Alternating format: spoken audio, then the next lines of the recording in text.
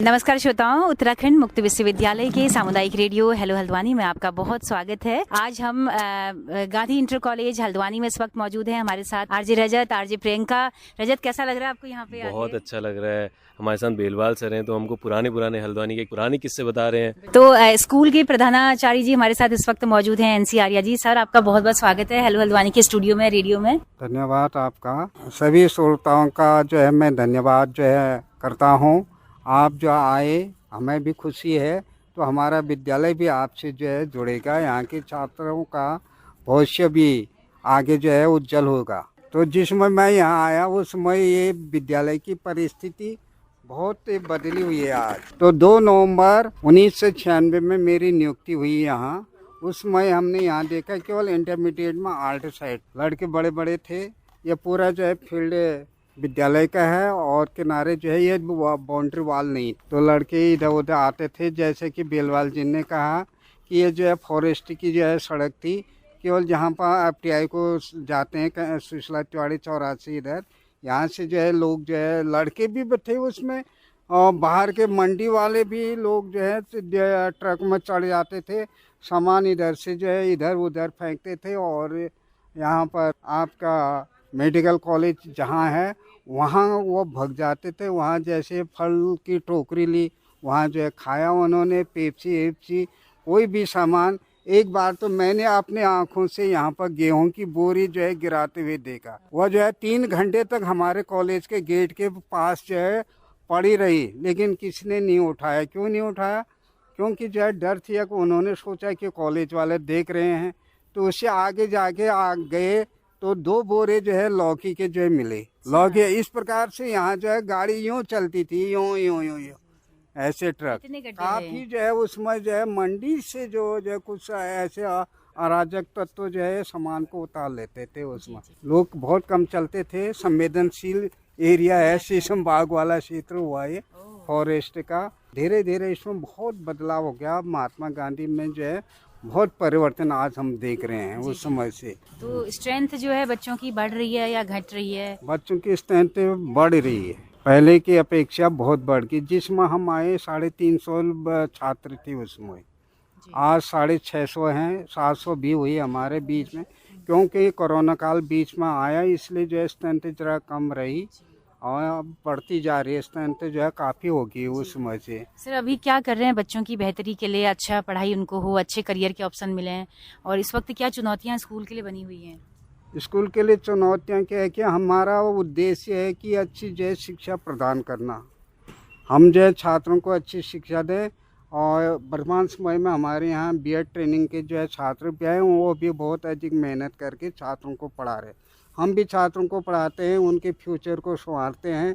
हमने प्रेयर में ही एक मंच देख रखा है छात्रों को कि प्रार्थना होने के बाद कोई भी छात्र अपने विचार समाचार जनरल नॉलेज जो भी हैं, और अध्यापकों को भी जो है मंच मिला हुआ है। अध्यापक भी जो है छात्रों को अच्छे से जो है मतलब नई चीज़ के बारे में जानकारी देते हैं। आज के जो अध्यापक हैं वो जो है नई जो है टेक्निकी के माध्यम से आए हैं और नई शिक्षा की जो है के बारे में जानकारी दें। आज NS बरगली जी हमारे यहाँ प्रवक्ता हैं हिस्ट्री के, उन्होंने सूर्य के बारे में बड़े विस्तार से प्रेयर के मंच से ही छात्रों को हमको भी बताया। अब आने वाले जो सोमवार है, सोमवार को डॉक्टर नमिता भट्ट से कह रखा है मैंने कि आप जब भूकंप कैसे आता है, चंद्र ग्रहण कैसे लगता है, सूर्य ग्रहण कैसे लगता है, सामान्य चीज़ें ये ऐसे हैं, सभी छात्रों को जो है उसके बारे में जानकारी होनी चाहिए। लोग हमारे यहाँ हमेशा एक मंच और किसी न किसी कभी हम बता देते हैं कि यातायात के नियम बता दीजिए, नशे मुक्त हम नशे से छात्रों को कैसे दूर कर सकते हैं। तो ये जो है हमारे यहाँ हर मंच, सांस्कृतिक मंच है। अभी जो है 26 जनवरी है, सांस्कृतिक कार्यक्रम हॉल में जो है चल रहे थे, बच्चे तैयारी कर रहे हैं। तो हमारा स्टाफ बहुत जो है सहयोगी है, आपस में एक दूसरे को कोऑपरेट करते हैं। छात्रों के भविष्य के लिए जो है लगातार प्रयत्नशील है। सर, करियर काउंसलिंग को लेकर हम चाहेंगे कि हमारे विश्वविद्यालय के प्रोफेसर्स भी कभी आप इनवाइट अगर करें तो बहुत सारी जानकारी बच्चों को दे सकते हैं कि इंटर के बाद वो क्या क्या करें, ओपन में क्या क्या ऑप्शन हो सकते हैं, तो कभी हम चाहेंगे कि रेडियो क्लब के बहाने हम इस तरह का सहयोग भी अपनी ओर से कर पाएँ। जी, आपका जो आप कह रहे हैं करियर काउंसलिंग के लिए, हम सभी जितने भी प्राइवेट विद्यालय हैं हल्द्वानी में, कॉलेज हैं, सभी यहाँ पर करियर काउंसलिंग के लिए आते हैं, बच्चों को बताते हैं। आपका भी हमारे विद्यालय में कभी आइए, स्वागत है। आप भी को भी जो है समय दिया जाएगा, चाहे आप आधा घंटा लें, 1 घंटा लें, लेकिन आपको आजकल आएंगे आप 9:30 बजे आप पहुँच जाए। तो आप प्रेयर में ही सभी जो है छात्रों को कक्षा 6 से 12 तक के जो है छात्रों को संबोधित करेंगे। हाँ, तो बहुत शुक्रिया सर, बहुत धन्यवाद। धन्यवाद आपका। तो रजत गांधी इंटर कॉलेज में हम हैं और बहुत अच्छा मौका मिला कि सारे टीचर्स के अनुभव आज हम जान पा रहे हैं। तो कृष्णचंद्र बेलवाल जी हैं, सबसे पुराने टीचर हैं यहाँ पर 32 साल से। तो सर, कैसी तस्वीर थी जब आपने ज्वाइन किया था? आप भी काफ़ी यंग तब रहे होंगे और अभी भी यंग हैं। तो नहीं, उस समय युवा थे, तो कितना जोश था और अभी कितना जोश बाकी है बच्चों को पढ़ाने का। सर सुनीता जी, आपका धन्यवाद, आपने हमारे विद्यालय को इस कार्यक्रम के लिए चुना। ये वैसे जो महात्मा गांधी इंटर कॉलेज है इस हल्द्वानी के पुराने 2-3 विद्यालयों में है। 1951 में इसकी स्थापना हुई। नरेंद्र दत्त भंडारी जी, गंगा सिंह बोरा जी, श्यामलाल वर्मा जी, हीरा वल्लभ बेलवाल जी जो स्वतंत्रता सेनानी थे, उन लोगों ने इस विद्यालय को बनाया। बल्कि मैं तो ये कहूँ, मेरे पिताजी ने भी इस विद्यालय में पढ़ रखा है। ये उस समय स्कूल ऐसबाग कालाडूंगी रोड में होता था, जहाँ पर ये हल्द्वानी फर्नीचर मार्ट है। उसके बाद फॉरेस्ट से ये लैंड इस स्कूल को लीज में मिली। मैंने शुरू में ये हाई स्कूल ही था। 1969 में ये इंटर कॉलेज बना और शुरू में आर्ट साइड ही इस विद्यालय में थी। 1990 में इस विद्यालय में कॉमर्स विषय को मान्यता मिली, तो मैं इस विद्यालय से जुड़ा। और जैसा कि अभी प्रधानाचार्य जी बता रहे थे कि उस समय इस विद्यालय की छात्र संख्या केवल 300 के आसपास थी, क्योंकि केवल कला विषय से इंटर होता था। लेकिन दूर दूर के बच्चे यहाँ पढ़ने के लिए आते थे। इवन लाल कुआं तक से भी बच्चे हल्द्वानी में, लाल कुआं में भी इंटर कॉलेज नहीं था उस समय। बिंदु खत्ता, लाल कुआं और लामा चौड़, मोटा हल्दू, इन सब दूर दूर इलाकों से बच्चे पढ़ने आते थे। मैं आपको बताऊं कि जो पुराने हमारे समय यहाँ के कई सारे जनप्रतिनिधि हैं, उन्होंने भी इस विद्यालय में पढ़ा है। जैसे एचएन से ज़्यादा पुराना है? हाँ, एचएन से ज़्यादा पुराना है। एचएन तो अभी 2000 के आसपास ही इंटर कॉलेज हुआ। हमारा 69 में इंटर कॉलेज बन गया था। जैसे बंशीधर भगत जी ने यहीं से मतलब जितनी भी पढ़ाई करी यहीं से करी। नारायण पाल ने यहीं से पढ़ा। मैं डॉक्टर महेंद्र पाल जो यहाँ के सांसद रहे, उन्होंने यहीं से पढ़ा। यशपाल आर्य जो हमारे पूर्व मंत्री थे, उन्होंने भी इस विद्यालय से शिक्षा प्राप्त करी। गोविंद सिंह बिष्ट जो शिक्षा मंत्री थे, नवीन दुमका जो अभी निवर्तमान विधायक थे, कई सारे जनप्रतिनिधियों ने इस विद्यालय से शिक्षा प्राप्त की। नवीन तिवाड़ी। तो अब शुरू में क्या था कि कला साइड थी, तो जो अच्छे बच्चे होते थे, होशियार बच्चे होते थे, वो एमबी इंटर कॉलेज में साइंस होने के कारण चले जाते थे। हमारे विद्यालय में केवल कॉमर्स के ही आर्ट साइड के बच्चे प्रवेश लेते थे। दूर दराज के बच्चे ही यहाँ पर प्रवेश लेते थे। जब मैं शुरू में आया तो ये पूरा यहाँ से सड़क दिखाई देती थी, बीच में कोई दीवार नहीं थी और तारबाड़ होती थी। तो और ये जो हमारे स्कूल के बाईं ओर रोड है, वो फॉरेस्ट लैंड होने के कारण वो पक्की नहीं बनती थी। तो उस समय यहाँ पर ट्रैफिक ना के बराबर था। सामने आबादी भी नहीं थी, उत्तर उजाला जिसको हम कहते हैं आज, उतनी आबादी नहीं थी। तो बहुत कम लोग इस सड़क से चलते थे। मैं खुद मुखानी में रहता था, लेकिन मैं बाज़ार से होते हुए इस स्कूल में आता था। तो धीरे धीरे जब उत्तरांचल बना, उसके बाद क्या नाम कहते हैं, थोड़ा हमारे यहाँ ये जो मेडिकल कॉलेज बना, उसके बाद ये फॉरेस्ट ये वाली ज़मीन जो है मेडिकल कॉलेज को ट्रांसफ़र हुई, तो ये पक्की रोड बनी। फिर हमारे विद्यालय में भी तीनों विषय आए, साइंस भी आ गई, तो छात्र संख्या बढ़ने लगी। 2006 में हमारे विद्यालय में सौभाग्य से मातृशक्ति का प्रवेश हुआ, तो उसके कारण से भी विद्यालय का माहौल एकदम से बदल गया। लड़कियों ने भी इस विद्यालय में प्रवेश लिया और पढ़ाई का स्तर जो पहले शायद इतना अच्छा नहीं भी रहा होगा, तो वो एकदम से उसमें परिवर्तन आ गया। मतलब इस समय कितनी, मेरे ख्याल में 650 हमारे विद्यालय की छात्र संख्या है। तीनों विषय हमारे विद्यालय में है। कला वर्ग से भी बच्चे पढ़ते हैं, साइंस से भी पढ़ते हैं और आर्ट से भी पढ़ते हैं। अब जैसे कि सरकारी विद्यालयों में दिन पर दिन छात्र संख्या घटती जा रही है, लेकिन हमारे विद्यालय की छात्र संख्या पिछले विगत 20 वर्षों में लगभग दुगनी हो गई है। और काफ़ी हमको मना करना पड़ता है कि अब हम प्रवेश नहीं दे सकते हैं। उसका कारण अब कुछ तो यहाँ का विद्यालय का शैक्षिक वातावरण भी बदला और भौगोलिक जो ये हमारा इंफ्रास्ट्रक्चर है वो भी बहुत सुधार हुआ। बाउंड्री वॉल हुई, कक्षों का निर्माण हुआ। क्लास में जब आया शुरू में 2006 तक तो यहाँ बिजली नहीं थी कमरों के अंदर, तो अब हर कमरे में पंखे हैं, बच्चों को स्वच्छ पानी की व्यवस्था है, टॉयलेट्स हैं जो उस समय नहीं होते थे। तो इस कारण से, और फिर हमारे सामने कुछ थोड़ी जो उजाला नगर स्थापित हुआ तो उसके कारण भी हमारे विद्यालय में छात्र संख्या और सरकारी स्कूलों की अपेक्षा बढ़ी। और शिक्षा के स्तर में भी जैसा प्रधानाचार्य जी ने पहले बताया तो वो उसमें भी बहुत परिवर्तन हुआ है। मतलब लड़कियां हमारे विद्यालय में जैसे ये को मतलब अधिकतर जो है इस तरह के विद्यालय में लड़कियां नहीं पढ़ती हैं, तो अब हमारे स्कूल में कॉमर्स विषय में जब कम से कम 20-21 लड़कियां इस समय अध्ययन कर रही हैं। तो हाँ, गर्ल्स भी हैं यहाँ। तो निश्चित रूप से बदलाव हुआ है। प्रबंध समिति का भी उसमें योगदान है। प्रधानाचार्य हमारे वर्तमान प्रधानाचार्य भी और उससे पहले के प्रधानाचार्य भी जो जिन्होंने भी स्कूल का नेतृत्व किया वो बड़े अपने कुशल तरीके से स्कूल को चलाते हैं। और मातृशक्ति का होने के कारण मतलब स्कूल में एक अलग तरह का माहौल है, मतलब बच्चों में, और लड़कियां भी आती हैं पढ़ने के लिए, तो काफ़ी सुधार हुआ है। तो जिसका कारण है कि हमारे विद्यालय में छात्र संख्या दिन पर दिन बढ़ रही है।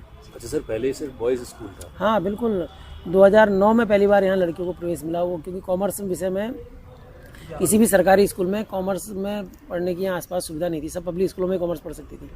तो अब फिर शासन से मान्यता ली गई कि लड़कियों को प्रवेश दिया जाए, तो मिल गई। वो उसमें थोड़ा सा प्रयास करने पर मान्यता मिल गई, तो उसके कारण से अब धीरे धीरे, क्योंकि स्कूल शुरू में पहला जो उसका पुराना वो था कि एकदम से लड़कियों को स्कूल, लड़के के स्कूल में भेजने में माँ बाप वो संकोच करते थे।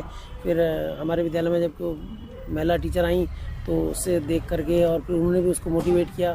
तो आज मतलब कॉमर्स विषय में अच्छी खासी संख्या हमारे यहाँ छात्राओं की है, और जो हर साल बढ़ रही है।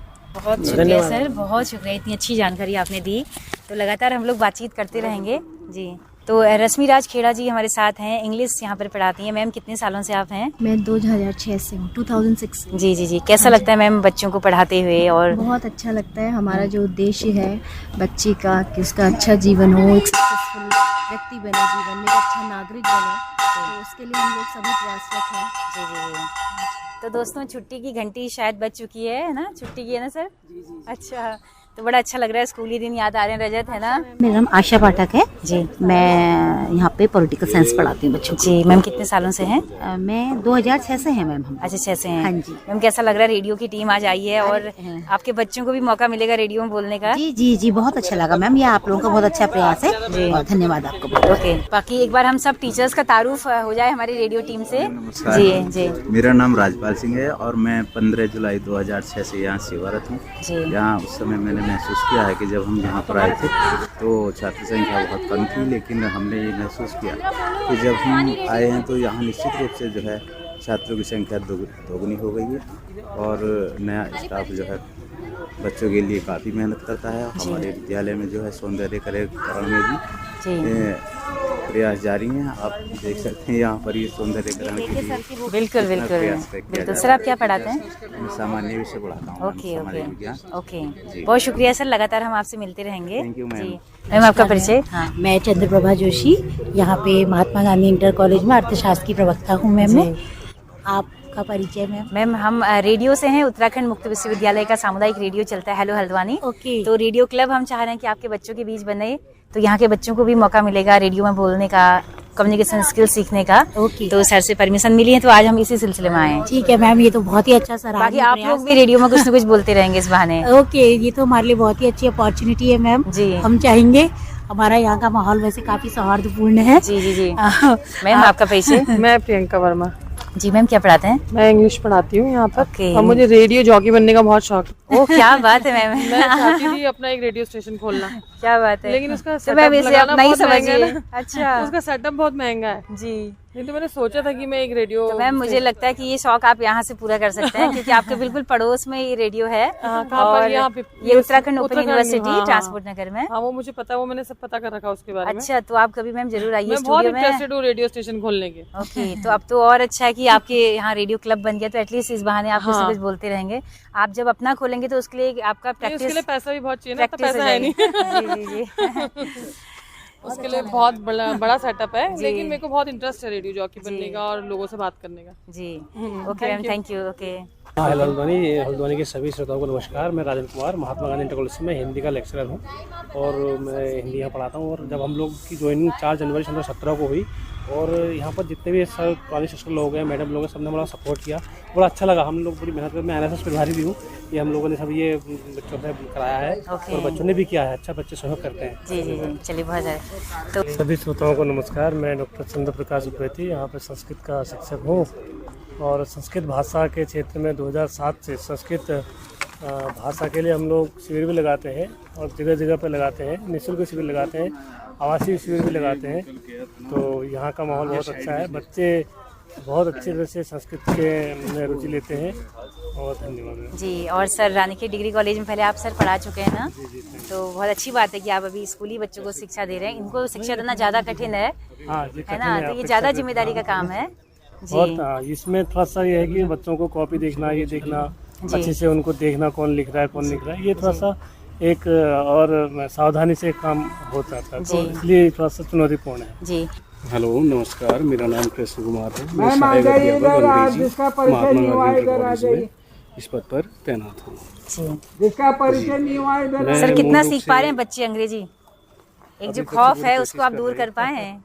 हाँ लगता तो है बच्चे सीख रहे हैं, जी जी जी, कोशिश हमारी जारी है जी जी जी, और डेफिनेटली एक दिन सीखेंगे, बच्चे सीख रहे हैं काफी। जी जी जी, क्योंकि ओके, थैंक यू सर। नमस्कार, रेडियो हल्द्वानी के श्रोताओं को PM आर्या का नमस्कार। मैं भी यहाँ बहुत पुराने समय से हूँ, NC आर्या सर के समय का, तो 1196 से हम दोनों के साथ ही ज्वाइनिंग है। अच्छा, तो हमारे अनुभव लगभग सेम ही है जी जी। आपने उनसे बहुत बातें कर ली है, आप लोगों का बहुत बहुत धन्यवाद। अच्छा सर, थोड़ा गाना कुछ गुनगुना दीजिए कोई भी सर, फरमाइश दीजिए भाई। रुक जाना नहीं तू कहीं हार के, कांटों पे चल के मिलेंगे साए बाहर के। Thank you. वाह, बहुत सुंदर, बहुत सुंदर। हमारे ब्रिलियंट टीचर दिल्ली विश्वविद्यालय के पढ़े हुए हैं। क्या बात है, क्या बात है, DU से पढ़े हैं सर, तो एक से एक प्रतिभाएं यहाँ पर हैं। हाँ सर बोलिए। तो आराधना मैम हमारे साथ में है। मैम आप क्या पढ़ाते हैं? मैं हिंदी विषय पढ़ाती हूँ जी। आराधना बुंगला मेरा नाम है। यहाँ महात्मा गांधी में सहायक अध्यापक के पद पर कार्यरत हूँ जी। सर मैम कितना बच्चा सीख रहा है कविताएं लिखना, कुछ कहानियां बनाना, कुछ इमेजिनेशन के लिए कुछ ऐसे प्रयोग आप करते हैं बच्चों के साथ? हाँ, हाँ, ये तो बच्चों में तो ऐसी अभिरुचि यहाँ पर है और हम इसको बढ़ाने का भी प्रयास करते हैं। सृजनात्मक क्षेत्र में भी बच्चे यहाँ पर थोड़ा बहुत काम करते हैं, अपना योगदान देते हैं। चित्रकला के माध्यम से, शब्दों के माध्यम से कुछ हम पढ़ाते हैं। जिस वक्त तो छोटी मोटी कहानियां उससे जुड़ी हुई बच्चे खुद भी बताते हैं, अपने घर की बातें, और इस तरीके से जोड़ते हुए उन चीजों को, अपने भावों को लिखना बच्चे बहुत अच्छी तरीके तो से मैम हम चाहेंगे कि इन भावों को बच्चे रेडियो में भी व्यक्त करें। तो हाँ, रेडियो क्लब यहाँ पे एस्टेब्लिश आज हो गया है। अच्छा, तो अब बच्चे लगातार इस बहाने रेडियो में बोलते रहेंगे। हाँ हाँ बिल्कुल जी। तो थैंक यू मैम, बहुत शुक्रिया, धन्यवाद।